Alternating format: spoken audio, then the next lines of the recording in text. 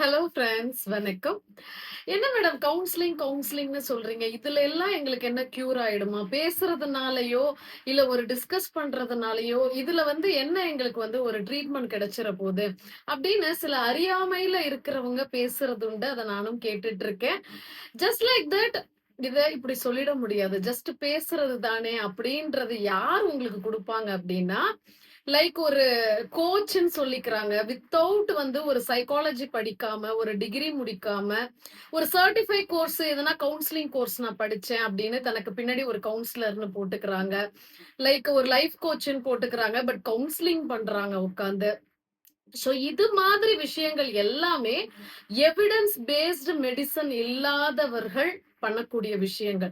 So ஒரு qualified சைக்காலஜிஸ்டோ, qualified கவுன்சிலர்ஸோ எவிடன்ஸ் பேஸ்டு மெடிசன் அண்டர்ல தான் நாங்க குடுத்துட்டு இருக்கக்கூடிய கவுன்சிலிங்கா இருக்கட்டும், தெரபிஸா இருக்கட்டும், அதுக்கு அடுத்த லெவலான ட்ரீட்மெண்டா இருக்கட்டும். சோ எங்களால தான் ஒரு ப்ராப்பரா உங்களுக்கு ஒரு கைடன்ஸ் குடுக்க முடியும். ஒரு லைஃப் அட்வைஸ் குடுக்க முடியும். உங்கள கரெக்ட்டா ட்ரீட் பண்ண முடியும். அதாவது பீப்பிள்ஸ் ஒரு மனநல சம்பந்தப்பட்ட ப்ராப்ளத்துல வராங்கன்னா, அவங்க 3 டைப் ஆஃப் ப்ராப்ளத்துல வராங்க.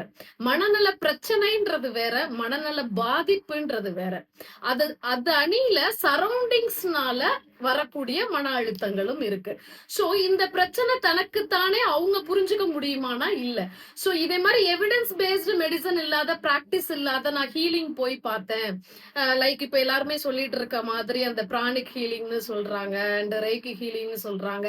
இதெல்லாம் ஒரு ஆப்ஷனா தான் வச்சுக்க முடியுமே ஒழிஞ்சு, அது அணியில இந்த லைஃப் கோச், சர்டிஃபைடு ஏதாவது ஒரு கோர்ஸ முடிச்சுட்டு நானும் ஒரு கவுன்சிலர்ஸ்ன்னு சொல்லிக்கிறது.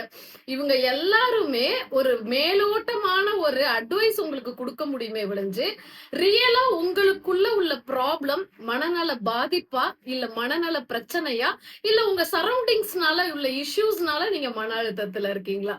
சோ இத ப்ராப்பரா ஒரு குவாலிஃபைடு எவிடன்ஸ் பேஸ்டு மெடிசன் அண்டர்ல உள்ள கூடிய ஒருத்தரால தான், ஒரு சைக்காலஜிஸ்டால தான், ஒரு ப்ராப்பர் கவுன்சிலரா தான் உங்கள டயக்னோசிஸ் பண்ணி, உங்கள கரெக்ட்டா கைடன்ஸ் பண்ணி, ஒரு தெரப்பி குடுத்து உங்கள சரி பண்ண முடியும்.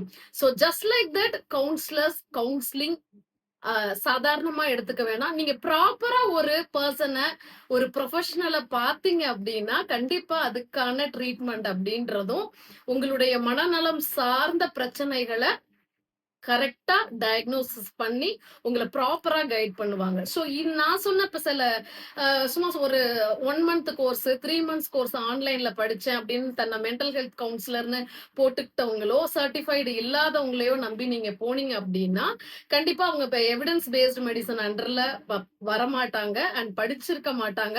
சோ டீட்டெயிலா அவங்கள டயக்னோசிஸ் பண்றதுக்கும் உங்கள முடியாது. சோ உங்கள ப்ராப்பரா கைடன்ஸ் பண்ண முடியாது. அதுக்கு பதிலா ரிவர்ஸா என்ன ஆகும் அப்படின்னா, அந்த ப்ராப்ளம் இன்னும் அதிகமாகும்.